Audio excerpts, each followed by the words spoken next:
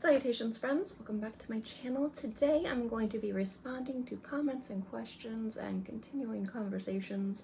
I love doing these videos. I haven't done it in a few weeks, and since I got some actual fragrance content up, I have some great comments and commentary to respond to.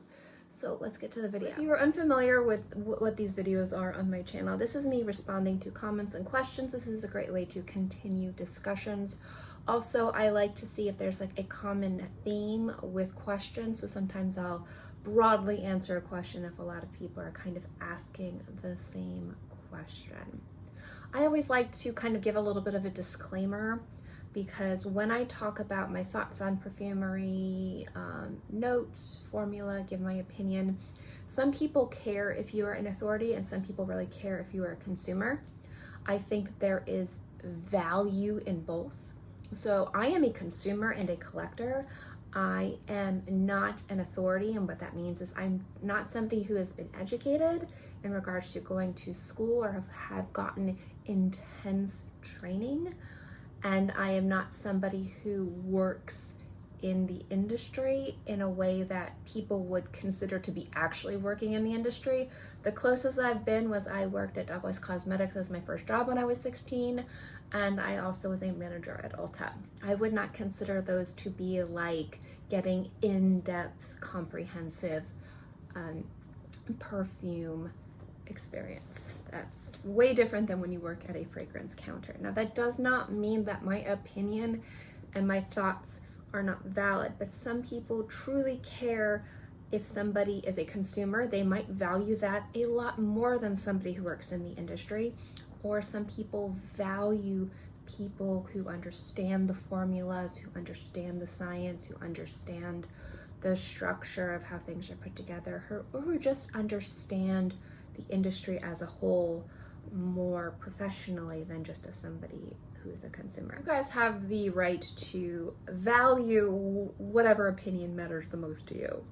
The other thing I like to say is I'm a chronic migraine sufferer, and I film on an iPad with the big screen looking towards me, kind of in selfie mode. I do this so that I don't have to focus on a small little area, the camera. If I do that, I will get a migraine that is insane, and this will segue into a comment. But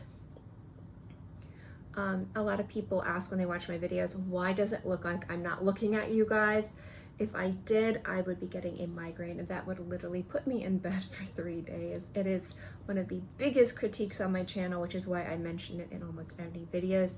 It is a conscious choice to not look like I am looking at you guys, and it is because of my migraines. I am very sorry. Anyway, enough of that disclaimer. Let's get into the actual video. This was from a month ago, and this was on a video where I was talking about Rouge Parfums, kind of chit-chatting about my thoughts on the brand. And this comes from Layer Cake Arts, and I love that username. I actually was going to culinary school. I've talked about this before, actually, when I review fragrances. I talk about going to culinary school, and one of the avenues I wanted to go to was actually cakes and patissier sculpting. But that is a level of talent I do not have. So I am always in awe of people who have that. I can bake delicious cakes, but working with that stuff is very hard. So Layer Cakes Art, their comment is, first time I've encountered a fellow chronic migraineur who loves fragrances. I've never had a bottle of perfume until a few months ago. I found some relief with the new CGRP meds. However, they're backfiring at the moment. I'm sorry, that's not so happy. Can you make a video about how you manage chronic illnesses and migraines with a fragrance passion? Yes, I'm actually going to do a whole video talking about that whole aspect, and I'll get into that after I finish reading your lovely comment. I have severe nausea, and choosing wearing fragrance is pretty tricky. A few things that have helped me are trying the new Cleaner Houses, limited ingredients, perfume oils, less ingredients, short-lasting 4-hour fragrances. 12 hours is a big trigger. Avoiding sharp department store frags. Familiar gourmand scents are agreeable, as I think my brain is already familiar with vanilla or coffee. And always buying samples first to see if my brain can adjust, and never blind buying. And even so, I swear I still wear nausea wristbands all day long and lots of medications. steroids, and Sextra. And the insomnia causes me to night buy. Ugh, I can't give it up. I love it so. So I will share a few things with you guys. And first with you, I don't know if you have the same nausea bracelet that I do. It's like a little mini TENS unit. I don't have it with me. Actually, I'm suffering from migraines and nausea and a huge flare-up of my fibromyalgia. I'm actually supposed to be down south right now. Unfortunately, my uncle passed away from cancer. And because of my fibro flare-up, because if you guys don't know, I have a few chronic illnesses, I am unable to travel to the funeral. So I'm actually feeling very guilty about that because I love my uncle. He was an amazing man. But I have, it's a nausea bracelet. I don't know if you have the same one. It's like a little mini TENS unit that I put on my wrist, and you can put it 1 to 5, and I always have to have it on the highest setting because if I am in a car for more than 20 to 30 minutes, I will literally get insane nausea. Now, if I'm in the back seat of a car, it doesn't matter how long I am, I get insane nausea. I have to be in the front seat normally because I need airflow on me. Now, the only car that I have better issues with, I've always gotten car sick my whole life. I have a Model Y, it's a Tesla Model Y. And I have found just the way that electric cars drive, it doesn't trigger my nausea as much. If I am even in a gas car, just the way that it rumbles, I will get a migraine and nausea, and I will just be sick for a very long time. So I have that little TENS unit on me at all times, but I packed it in the car because I thought we were going to be traveling, and then I was unable to go because of a flare-up almost last minute. So if you have that same bracelet, it is a lifesaver. I will link it below. The link I am linking below is not an affiliate link. These are expensive, but if you are someone who struggles with nausea, motion sickness, this has been a lifesaver for me, and it is something that I wear a lot more frequently than people think. But yeah, it is. Those things are amazing. So I think that what you said is the best advice I could give, which is understanding your triggers. So for me, a lot of triggers are more about the heaviness of specific notes and specific times of year. So I love heavy, complex, rich, indulgent, very unfamiliar, challenging fragrances. And there are times when those types of fragrances can be too much and they'll trigger a migraine. So I have found that certain types of formulas and styles that have that work really well to not trigger my migraines. And one of those is oud. Oud actually, weirdly enough, I can have the most barnyardy, stankiest, funkiest oud. That is a heavy, complex, challenging, beautiful, just note that will not trigger a migraine at all. Not at all whatsoever. But if you get me something that's too aquatic, too blue, so to speak, I think we all know what that means when people do their blue fragrance list or red fragrance list, you know? If it's too blue, and it could be the most generic smelling, but still beautiful and attractive and gorgeous blue fragrance. I'm saying blue because like that will trigger a migraine like you have never seen from me. I will be on the floor crying because there's just something about that composition that just it makes my head just want to jump out of my eyeballs and just run away. So understanding your triggers is the most important thing, because what could trigger a migraine for me could be therapeutic for other people. You know, like somebody might find a blue, fresh, aquatic fragrance that's very strong might actually be better than a barnyardy, stanky, kind of on the more fecal side of an oud scent, which I find to be hitting all the ways I like to smell for complex and beautiful and different. but doesn't trigger a migraine in me. So understanding your triggers is the most important thing, and also understanding when and not to overspray. Some fragrances you might be able to handle, but if you overspray too much, it can be too suffocating and too stifling. I think the biggest thing when it comes down to managing a fragrance passion and also managing chronic illnesses, specifically migraines, is understanding what triggers your migraines. So for me, it is specific styles and notes and compositions that just make my brain there's something about it that it doesn't work. But I can handle weirdly complex things unless it is too heavy or it's just too hot, and then it almost is like suffocating. There's something about feeling suffocated just in my life in general that just drives me crazy. I don't have claustrophobia, but anything in my life, if somebody is like standing around, like wanting to get my attention, if you don't have any, I can't stand it. I don't like the idea of feeling suffocated in any capacity. It's like, if you don't have anything to say to me, give me my personal space. I feel stifled and suffocated, and it's anxiety inducing. That's a completely different conversation.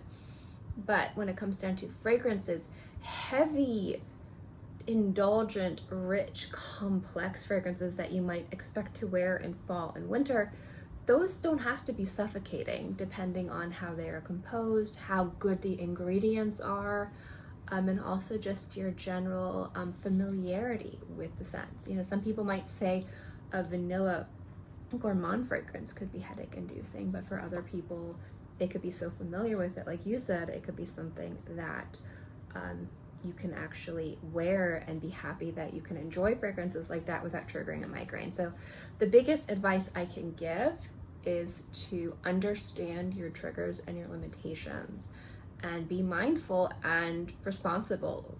I think it's great not blind buying. I think it's great sampling. I think you should do that anyway, even without chronic migraines. Sample things first. Don't blind buy. Don't listen to listen to what I say. Do not do what I do. Listen to what I say. Oh goodness, I cannot talk. I got no sleep. I have insomnia too.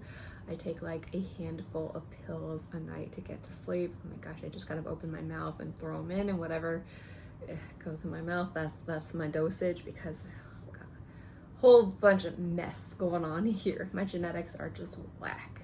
But to manage my fragrance passion with the chronic migraines, like you, the best thing is to be knowledgeable about your triggers and understanding your limitations in regards to, I really like the way this fragrance smells, but if I wear it, I'm going to be suffering. Is it worth it? And just kind of learning how you can participate in something, a passion and a hobby that you love, without it being detrimental to your health. And you don't have to hold back. I found a way to do it. It's kind of scary with how much I've been able to, but there's still a method to my madness. So I'm definitely working on a video. I wanted to do a video kind of talking more about the chronic illness side of my life, not as a kind of fragrance video, but I always think it's super important to put voices out there. Not that my voice is important, not that what I have to say is particularly important, but I find that the more people that talk about things, the more it's normalized. And that's why I want to do a video talking about the certain things that I deal with in that regards, because I want it to be a more normalized conversation so people can understand what people deal with, how they deal with it, and the different ways that people are and how they function and things like that. So that is definitely a way that I will talk about this, because I wanted to kind of have it be a bit about fragrance, but I wanted it to be more all-encompassing. So anyway, I hope that answered your question. This comment is on my review of Rouge Parfums Ti Amo, and this comes from Pat R70. If I mispronounce how that's spelled, I'm sorry. And this is a great comment because I love talking about this. And their comment is, one other YouTuber said Ti Amo has an old Hollywood glamour, type of vibe. So I'm guessing that most men won't want to buy this fragrance to wear themselves. So Ti Amo is a beautiful, glamorous fragrance. And I definitely agree with old Hollywood glamour. But when I talk about, and if I have any related videos, I will link them below. When I have talked about fragrances and gender, the fragrance aisle, always remember you can wear whatever you want. That doesn't mean that you should feel bad about wanting to wear whatever fragrance that is basically marketed towards your gender. So if you're a guy and you love wearing just men's fragrances, then be proud of that. You don't have to be like, you don't have to feel like you have to love every fragrance, every style, every side to be legitimately like a fragrance head, you know, a fragrance head, oh my goodness, a frag head. Because some people feel like, well, you only wear men's fragrances from the men's fragrance aisle, so you obviously don't understand the nuances of aromatic florals and wear whatever makes you happy. That's the most important thing. Or wear whatever gives you confidence, makes your heart sing. If you're wearing fragrance to be more of a finishing touch to an outfit, if you're the type of person that dresses masculine and you find that a masculine fragrance finishes an outfit better, then you're gonna wear masculine fragrances. Same thing with feminine fragrances. There's gonna be some people who prefer to smell a different way. The reason why men's fragrances and specific notes are marketed to men is because people that prefer masculine leaning kind of style and smells and who kind of more identify with the masculine side of whatever that is, prefer those notes and those compositions. So it makes sense for big beauty brands to try to make the most money possible when they're making a fragrance to market those fragrances to the men's side, because if they market it to women, women will be like, this doesn't smell like something I want. Or if they're trying to buy a gift for their mom, mom's gonna be like, this smells like your father. You know, it's money and it's marketing, but there's also nothing wrong with liking one side or the other if you identify with one side or the other. So if you're a lady and you only like lady fragrances, that's awesome. If you're a man, you only like men's fragrances, that's awesome. If you identify any which way and you like whatever, you wear whatever makes you happy. But normally the reason why I say things like, this fragrance leans more masculine or this fragrance leans more feminine, and people are like, well, why would a rose lean more masculine? It has more to do with the style of how a fragrance smells, because there is going to be aromatic floral fragrances that have the characteristic qualities of how florals will smell and fragrances marketed to men.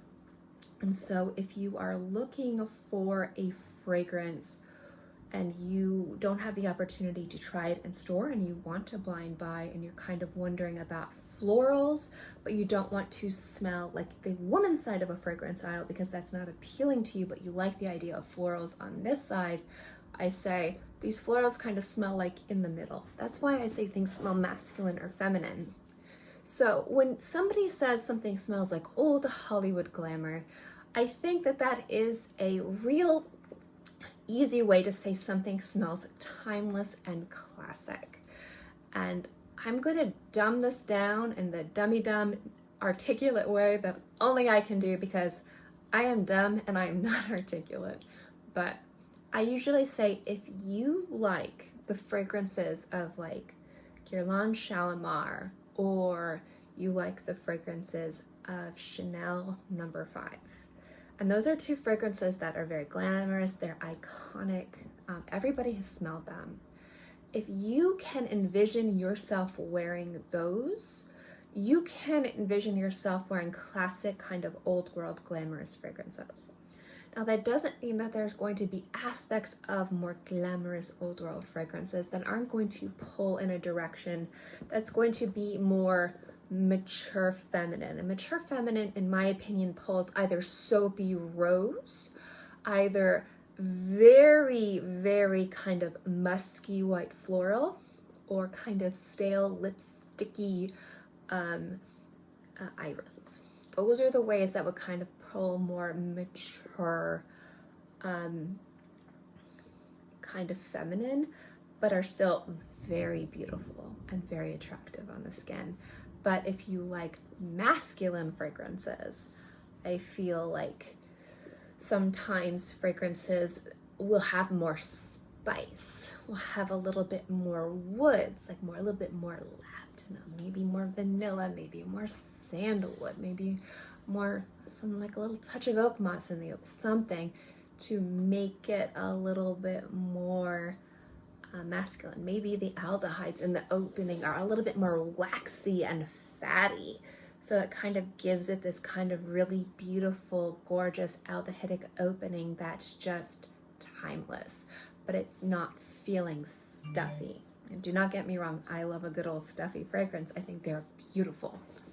But old Hollywood glamour, when it comes down to a scent, I would say is more of a composition of a style of perfumery that's classic and iconic.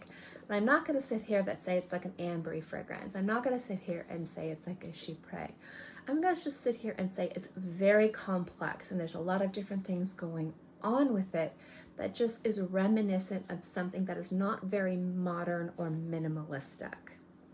Now, an example that I would say of a beautiful fragrance that has a lot of old glamour to it, that I could easily see men or women wearing it, even though it's touted as a women's fragrance, is Lumen's Black Jade. And the reason why is the spices in that are found very frequently in men's marketed woody aromatic fragrances. And those spices are definitely sexy, but also pull the fragrance to be more unisex. But there's just something about it that's really beautiful. An example of a fragrance or a note that people generally view as being something that's mostly found in women's fragrance is rose. But you get a fantastic oud rose patchouli fragrance together and you have it properly balanced with like maybe some plum or some spicy saffron. That could be so definitively unisex. It can almost smell more masculine than unisex, just because it can pull kind of like deep cherry, which you find in a lot of fragrances on the men's side when you go with like tobacco and cherry and like rum, boozy based fragrances, but you have a rose dominant scent. So it's not so much about the notes, it's not even so much about the composition, it's almost about the context of how those notes are realized on the skin. So Ti Amo specifically, I would describe, and it's right there, is a beautiful, gorgeous, glamorous fragrance. But I find that it is a little bit more old world and less iconic when it comes down to how it smells. And it's got a little bit more pencil shaving, almost like dried cocoa notes to it, rather than something that just smells like floral and vanilla and woods. There's a lot of different aromatics in that scent that it is on the more feminine side than the masculine side, but it doesn't smell like a woman's marketed fragrance. So it could, if you are somebody who enjoys unisex fragrances and you like fragrances that might lean a little bit differently, if you like fragrances from the house of Rouge, if you like fragrances from the house of Xerjoff, if you like fragrances from the house of Amouage, if you like fragrances from those more kind of corporate luxury niche houses, and you enjoy some of those more classic compositions, I think Ti Amo is a scent that does lean a little bit more classic, mature, feminine, but there are aspects of it that don't make it smell like people will think you went to the women's fragrance aisle and put on women's perfume. And although there is nothing wrong with that, I find that when people ask me that question, they don't like to smell like a woman if they're a man. And that's okay. You can smell however you want. There's nothing wrong with wanting to smell one way or the other. Because again, these fragrances are marketed because that's gonna make them the most money. So if you like to smell masculine, it's because you like to smell like this. So if you're asking if it smells like a woman's fragrance, it means that you don't want to smell like this because it doesn't make you feel confident and attractive. And that's completely okay, because there's going to be some ladies or some people who are feminine and they don't want to smell like that either. So it's completely up to you. But if you are wondering if Ti Amo smells like a woman's fragrance, if a man can wear it, if you're the type of person who does not want to smell like you are wearing a woman's marketed cologne, I do not think that that is one that you would smell like you're wearing a woman's marketed cologne. Last but not least, I'm only going into 3 comments because I didn't want this video to be too long, and because these are things I just love talking about. I thought the migraine thing was important. I love talking about like marketing and gender and just composition of fragrances. I think it's really neat and cool. And this is something I see a lot, not on my channel, but on everybody's. And this is something that people talk about, not just with this fragrance, but just in general. So this is on a video where I was comparing the Rouge Parfums, Francis Kurkdjian's, my favorite nose and like one of my favorite houses ever.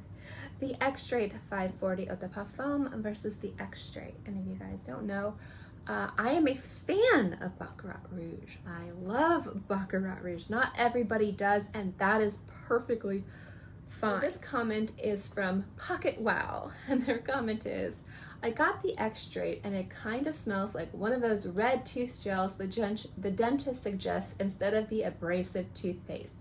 Bit of cotton candy too. I hear this and see this everywhere, that there are the sweet fragrances, specifically Baccarat Rouge and its dupes. I see it a lot with Baccarat Rouge and Ariana Grande Cloud, not so much with the others, but I do see it, that those fragrances are like, people don't like it because it smells like a dental office. And I get it. It doesn't smell like that on my skin, but I get it. So I learned a little something. I'm not quite sure. I have to do a little bit more research about this, but with one of my chronic illnesses, heads, Ehlers-Danlos, you can have like issues with your eyes, your digestion, your teeth. I have to go every 3 months to get a teeth cleaning because with my fibro, I have chronic inflammation, so my gums are constantly inflamed. So I keep my teeth super squeaky clean because I have to, because just for gum health. I have had, even though I've taken really good care of brushing and flossing and mouthwash and all that stuff, every single tooth in my mouth has cavities. And one of the dentists said that it was because of my Ehlers-Danlos, that there's just something about the way that my teeth formed that it's just like cavities are forming because they didn't completely seal. Now, I haven't done much research on this, so if anyone out there knows if this is true or false, please feel free to educate me. Goodness. But my entire life, there is more money in this, there's about as much money in this mouth as there is on this wall. Goodness, goodness, I am expensive to upkeep. My health, oof. Anyway, well, the reason why I'm saying that is I spend a lot of time in the dental office. So I know what a dental office smells like. So I completely understand that sickeningly sweet. It's not even like it's cherry. It's not like a cherry flavor. It's like straight sugar. It's like that sweet medicinal cough syrup sweet smell.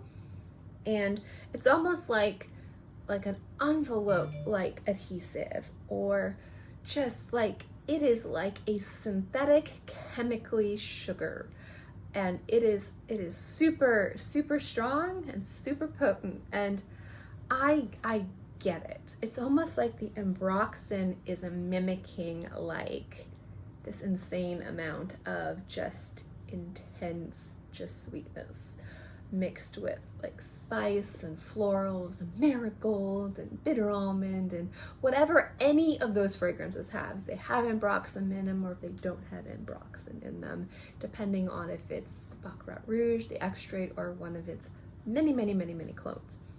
So like for some people, that super kind of like sharp sweetness that is loud and bold and sexy and slightly spicy and a little bit salty, for some people that is just like, it smells so good on their skin, they feel attractive, they love it.